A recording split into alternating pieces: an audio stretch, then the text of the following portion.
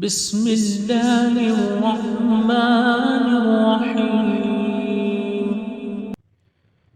الرحمن علم القرآن، خلق الإنسان علمه البيان. الشمس والقمر بحسبان، والنجم والشجر يسجدان. والسماء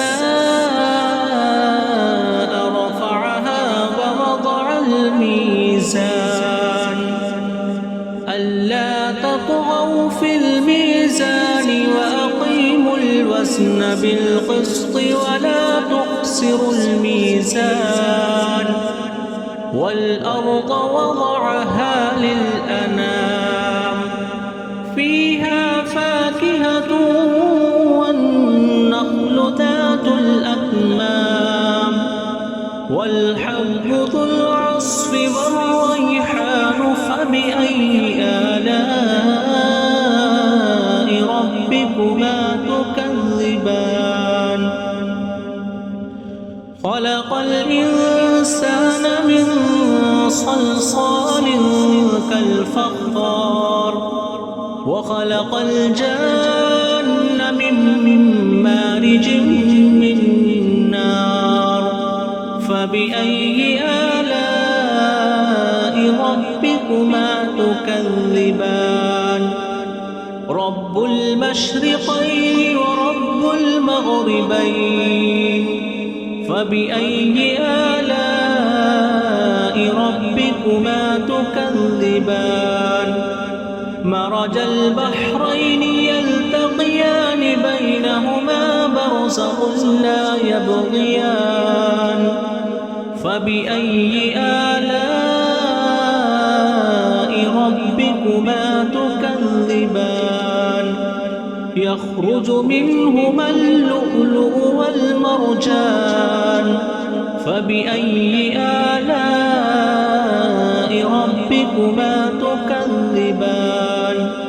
وله الجوار المنشآت في البحر كالأعلام.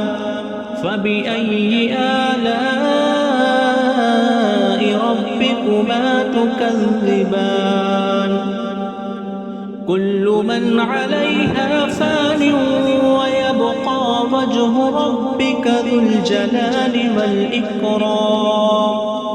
فبأي آلاء ربكما تكذبان؟ يسأله من في السماوات والأرض كل يوم هو في شأن. فبأي آلاء ربكما تكذبان؟ سنفرغ لكم أيها الثقلان. فبأي آلاء ربكما تكذبان؟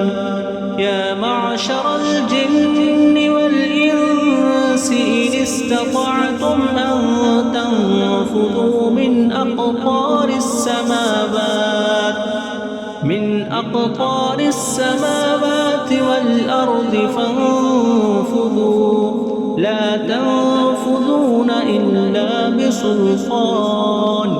فبأي آلاء ربكما تكذبان؟ يرسل عليكما شواظ من نار ونحاس فلا تنتصران. فبأي آلاء ربكما تكذبان؟ فإذا انشقت السماء فكانت وردة كالدهان. فبأي آلاء ربكما تكذبان؟ فيومئذ لا يسأل عن ذنبه إنس ولا جان. فبأي آلاء ربكما تكذبان؟ يعرف المجرمون بسيماهم فيؤخذ بالنواصي والأقدام فبأي آلاء ربكما تكذبان هذه جهنم التي يكذب بها المجرمون يطوفون بينها وبين حميم آن فبأي آلاء ربكما تكذبان ولمن خاف مقام ربه جنتان فبأي آلاء ربكما تكذبان ذواتا أفنان فبأي آلاء ربكما تكذبان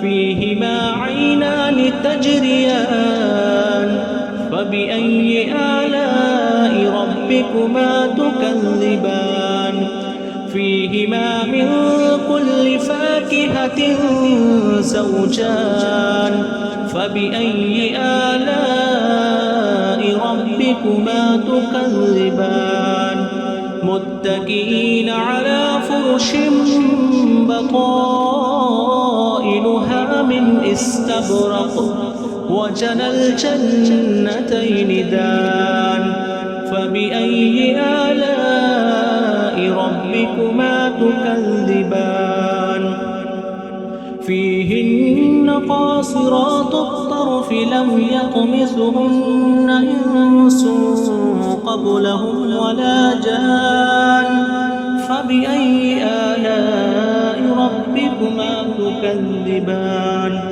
كأنهن الياقوت والمرجان فبأي آلاء ربكما تكذبان هل جزاء الإحسان إلا الإحسان فبأي آلاء ربكما تكذبان ومن دونهما جنتان فبأي آلاء ربكما تكذبان مدهامتان فبأي آلاء ربكما تكذبان فيهما عينان نضاختان فبأي آلاء ربكما تكذبان فيهما فاكهة ونخل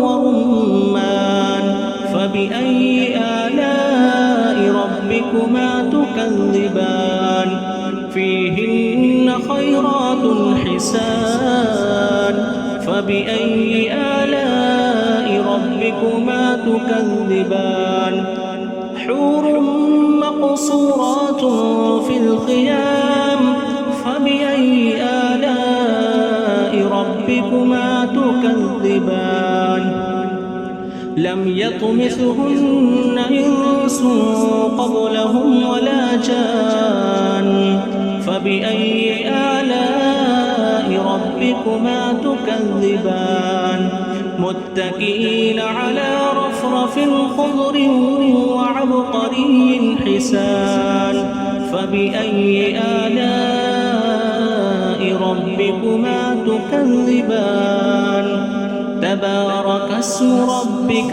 ذي الجلال والإكرام